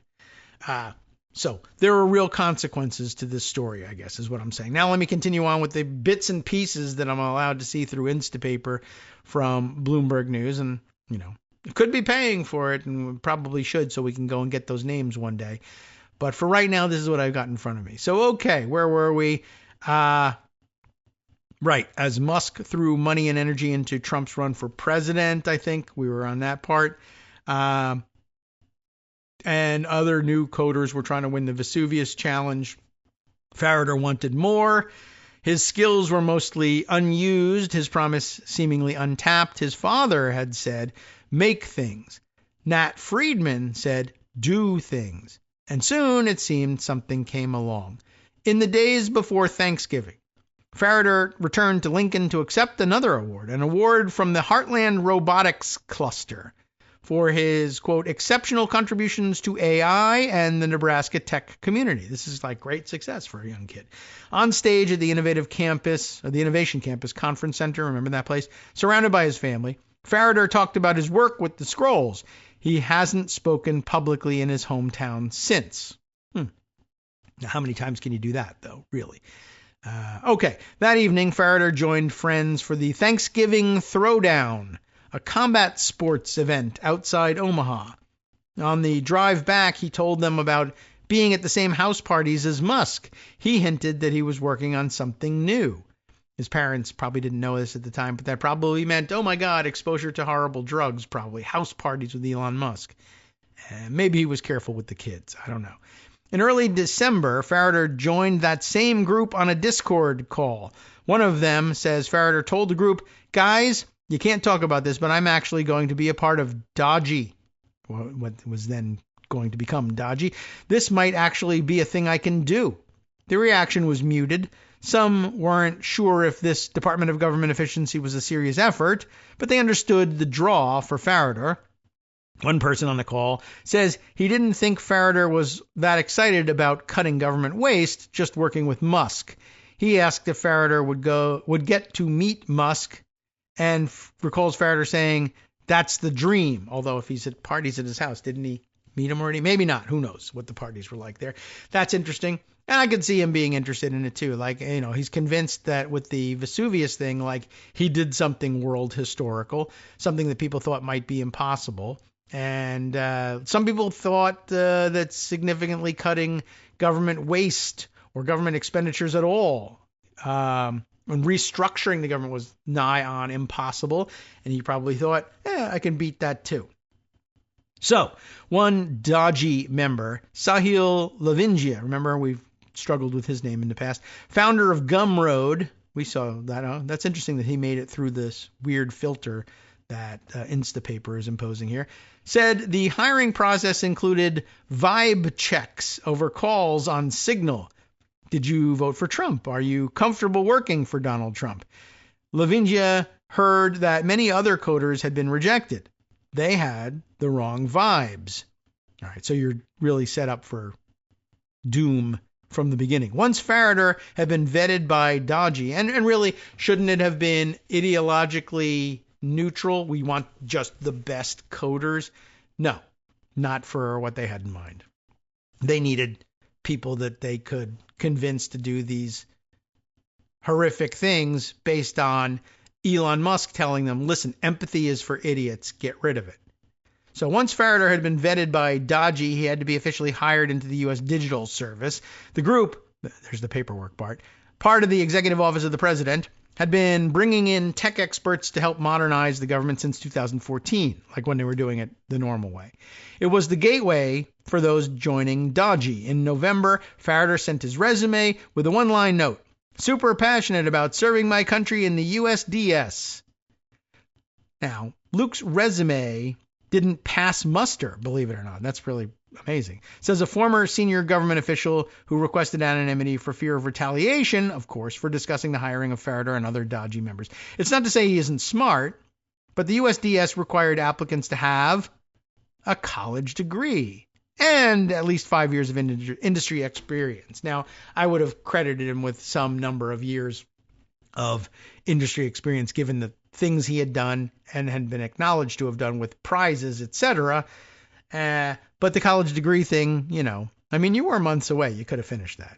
But, Peter Thiel, probably no concerns whatsoever about ruining people's job prospects. That way, they're beholden to him forever. No one will hire me in the formal work world because I didn't get that degree. But you know that you don't want me to have that degree, or you said you didn't, and now I have to work for you. And so maybe some of the genius now being revealed behind the idea of paying people to be Thiel fellows for dropping out of college. Then I know that I don't have to outbid serious technology companies because they won't hire you because you don't have a college degree. But I'll look past that, and I'll look past that, and you'll take the offer I'm giving you. Think about that one for a little while. Anyway, Luke's resume didn't pass muster as a result. So, yeah, they required a college degree and 5 years of industry experience. You have to bring some expertise. It's not just like, oh, I wrote a Python AI thing. Yeah, that's not going to cut it. Well, he did more than that, of course. The official says that many of the younger software engineers who'd been approved by Dodgy would have been rejected by USDS. They actually don't have the wisdom from having burned your fingers a number of times. And the official says they hadn't developed an essential skill.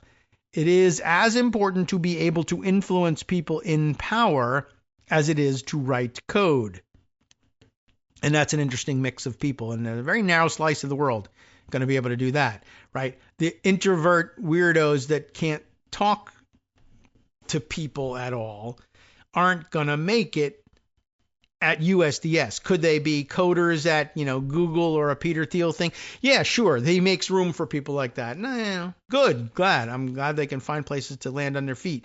But they need more adept networkers of their own, not just hangers on to other people's networks at USDS. That makes some sense to me.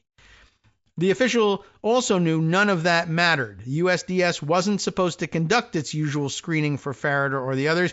We had to make sure we didn't throw out people we shouldn't.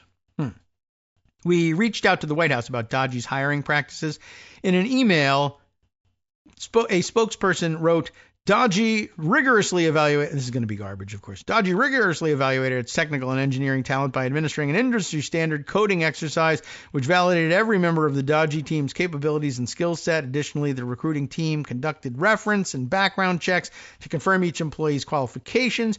Proud of the it goes on like that. So blah, blah, blah, blah, blah. They're going to defend themselves to the end of the earth and or lie about it. Doesn't matter. On January 2nd at 10:49 p.m., Farritor sent a message to the Thiel Fellows WhatsApp chat. Hi all. Dodgy is urgently looking for operations and software engineers to help cut $2 trillion from the national spend. Remember when that was the goal? And then remember when they revised it to $1 trillion? And then remember when they revised it down to $500 billion? And then screw numbers, the whole thing's stupid anyway? Yeah, anyway. Please reach out if interested. 13 of the 19 other fellows responded with heart and dog face emojis.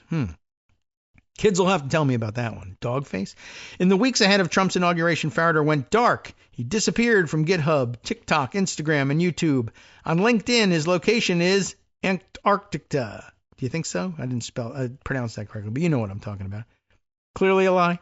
He played online chess, though, as Luke Boy, Leukeboi, on January 7th, his last game for months. On January 11th, he reposted a comment from Musk. Incompetence in the limit is indistinguishable from sabotage. Oh, brilliant. He hasn't posted on X since. Good. On his first Saturday in February, the first Saturday, Wired magazine identified 6 of those who had responded to Musk's call. Luke Farritor was among them. They were easy to mock. We did so. Maybe to fear. They were young and inexperienced. All male, part of an army of nerds. One called himself Big Balls, we all remember him, and Bloomberg News revealed had been fired from an internship for sharing information with a competitor. The Wall Street Journal reported that another had posted racist comments. By the way, these also other methods of rendering people unhireable by anyone else, but infinitely available to wackadoodles like Peter Thiel and Elon Musk. And they can't turn elsewhere. They literally are trapped in the universe, actually kind of recruited to and groomed into their universe and their circles, not unlike Epstein and Maxwell, except for different purposes, presumably different purposes. I mean, they may also have been the same purposes on the side, but no one's talking about that. So, can't speculate too much on that. But it's enough to say these coders are always going to be available to us as a pool to work on our crazy projects and no one else's, because they're unhireable by anyone else, whether because of displays of racism, lack of college degree, which we directly induced with our fellowship, or what did we say here? Having been fired from previous internships for the biggest no-no in the world, sharing information with a competitor. Anyway, none, though, were as tech famous as Farritor of this early group. The White House's executive order creating Dodgy said it would modernize technology and maximize productivity. It took a couple of weeks to realize that despite the stated mission, their main focus would be destruction, says a current government employee who, like others we interviewed, requested anonymity. You know why. That it was less about evolving and improving than tearing down to the floorboards. I think part of what confused everybody was that you had these foot soldiers you were seeing, and you assumed that they were just to support the generals, but they weren't. The generals had delegated everything to the foot soldiers. On Friday, January 31st, Farritor was invited to an urgent meeting, that's a quote, about the U.S. Agency for International Development, USAID, you know them. Over the weekend, Musk called the agency, which provides humanitarian assistance to millions of the world's poorest people, a criminal organization and a viper's nest full of radical left Marxists who hate America. After midnight on that Sunday, he wrote on X, "We spent the weekend feeding USAID into the wood chipper. Could have gone to some great parties. Did that instead." Haha, very nonchalant and offhand about ruining it. And information out there today, also going to probably end up stuck in Instapaper, but I should send you the link to it, describing the situation, but basically laying at Musk's feet, destroying USAID, the deaths of millions internationally. I don't know over what time period, but the headline was going with 14 million people who were likely to die or about to or already had because of the cutoff of American aid everywhere. Because he got in his head that it was a criminal organization full of radical Marxists. How? I don't know. But he did, and he wrecked it, and people died. And there'll be no accounting for that.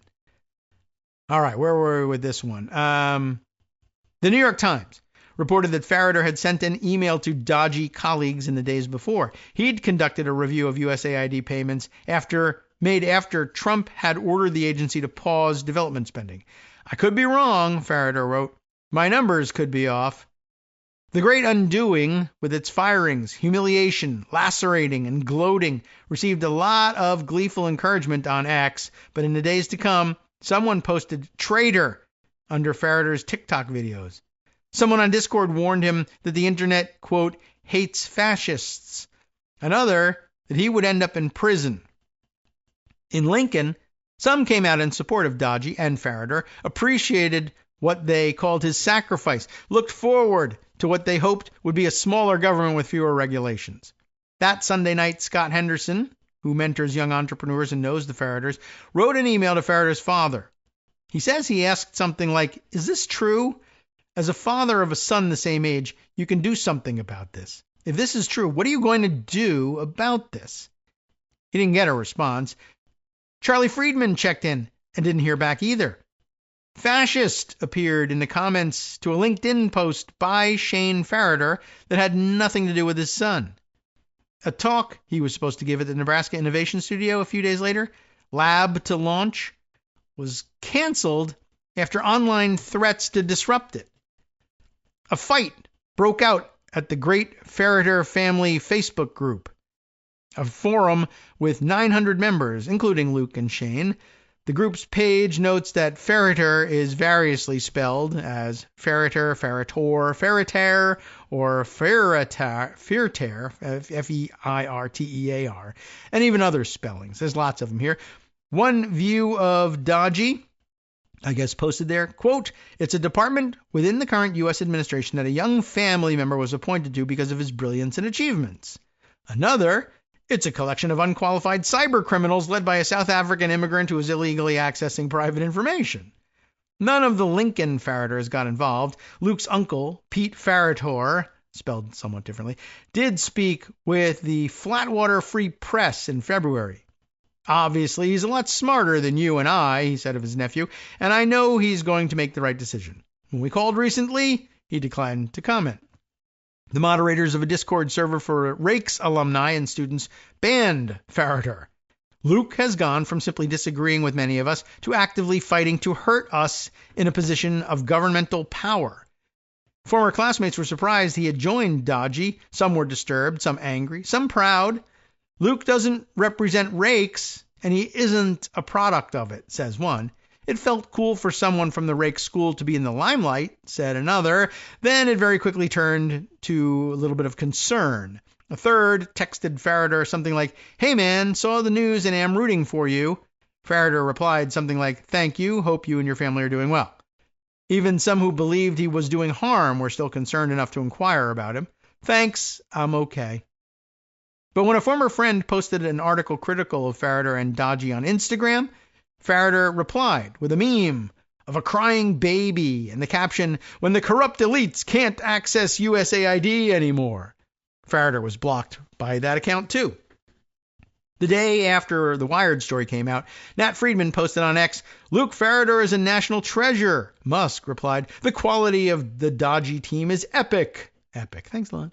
When we reached out to Friedman, he didn't respond.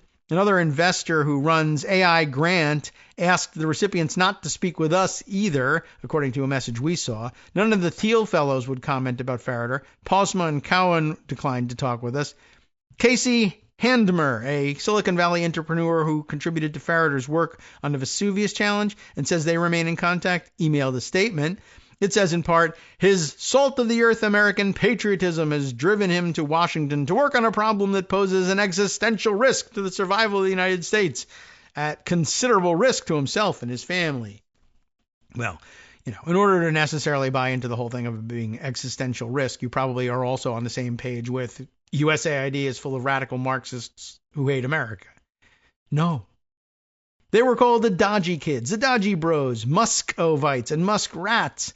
They sometimes walked the halls of Washington with Musk, who moved around with his own security guards.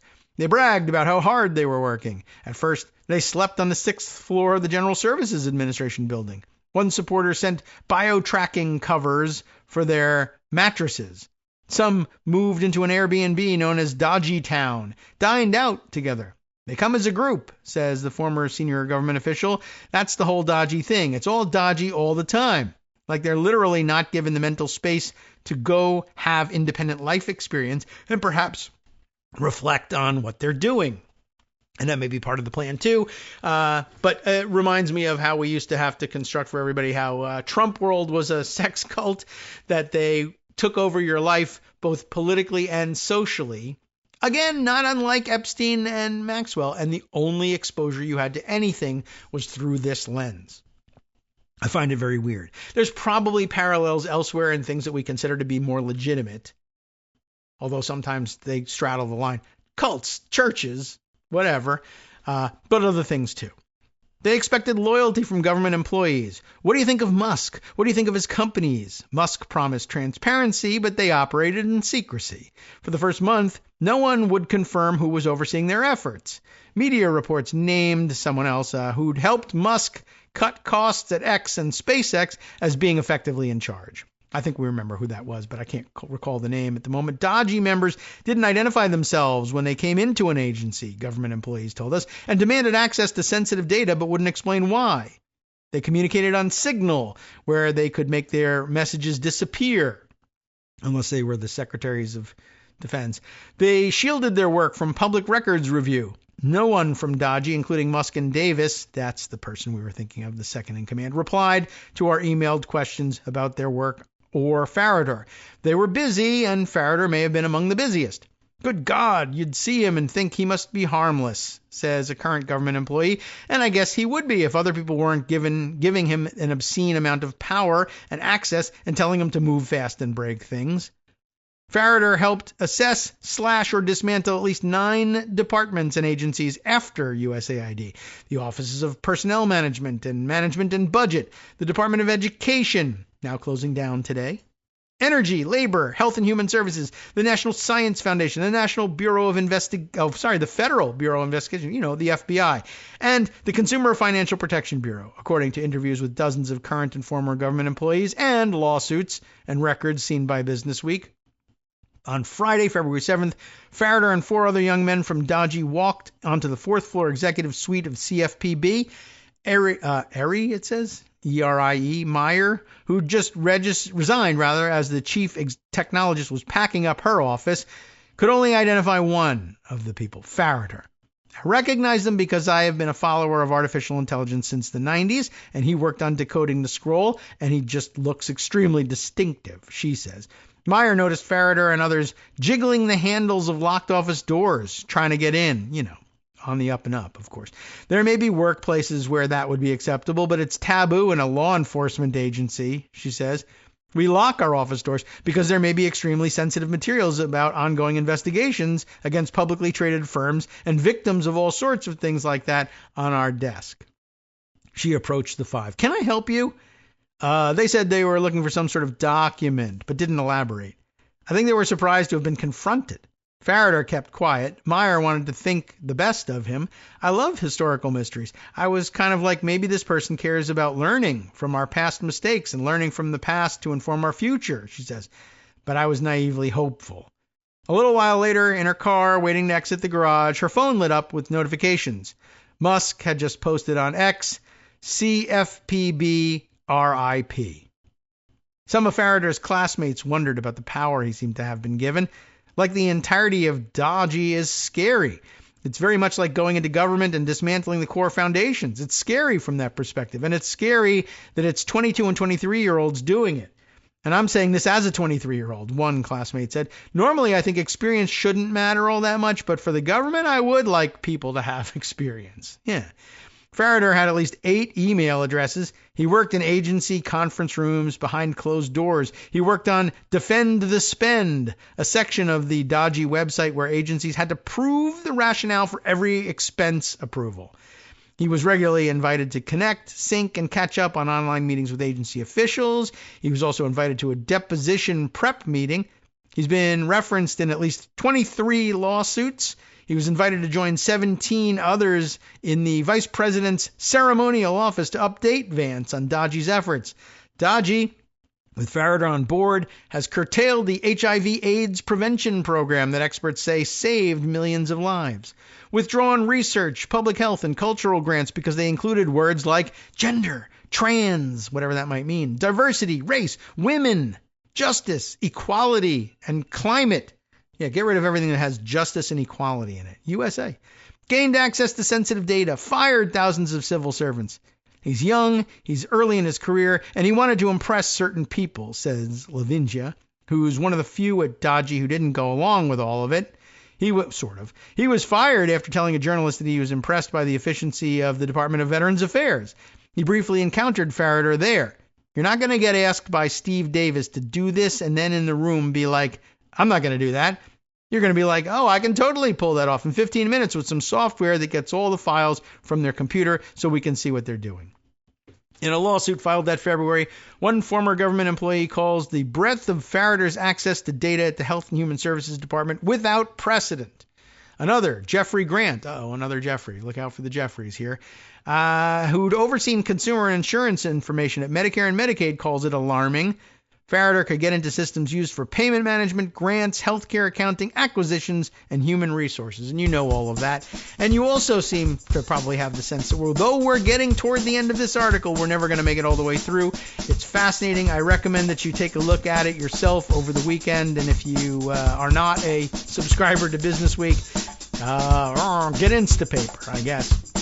That's one way of looking at it. I'll give you the legit, straight up link to it so you can look at it for yourself. As I mentioned, there were many other things I wanted to get to that were connected to this, and I knew I wasn't going to get all the way through this thing. It's a huge, long read, but I think it's a great Friday way of spending the time, I think, and I think it'll open some doors to thinking about what's going on as we try to sort through this stuff now and then after the fact, and as we're ever unraveling, if we ever get a chance to unravel the history of the Trump administration safely, this will, I think, be a big part of how we think about it. All right, I told you that there was something else out there. I got to try and find it. There we are. The Bulwark, and if I'm not mistaken, it is Jonathan Last, who we mentioned earlier, has this piece. The boy genius who killed 14 million poor people.